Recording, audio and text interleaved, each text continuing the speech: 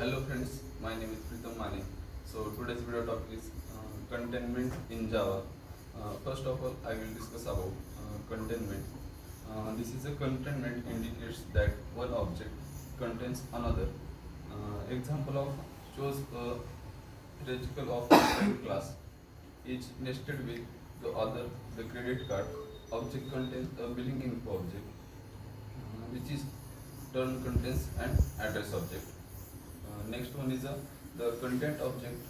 If it is used only within the parent object, can be declared as private, being restrictive in terms of scope at the class. The level is important as being restrictive within the class itself. Don't make the class available if it not needed. Here, address is an object that could be used by several other classes, such as the example of order, shipping info, or invoice. Next, I will discuss about billing info. Billing info is restricted to the payment and should not exist outside of it. Example of containment relationship: public inheritance class payment data, and end of the class. Public class address 1 and address 2, city, ST, zip, and end of the class.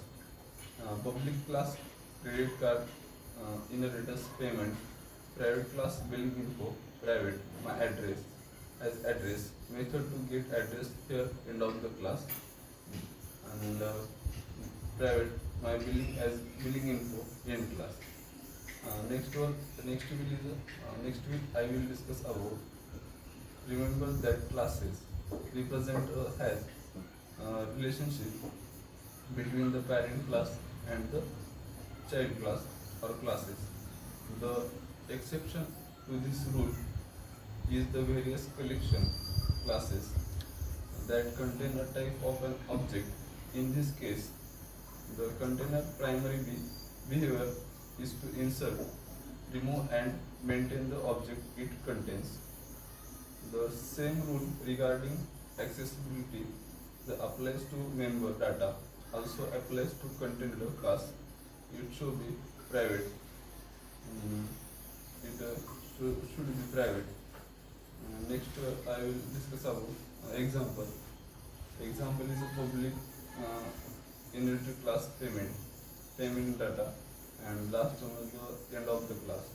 The public class address 1, address 2, city, ST, zip, end of the class. This information is contained in Java. Thank you.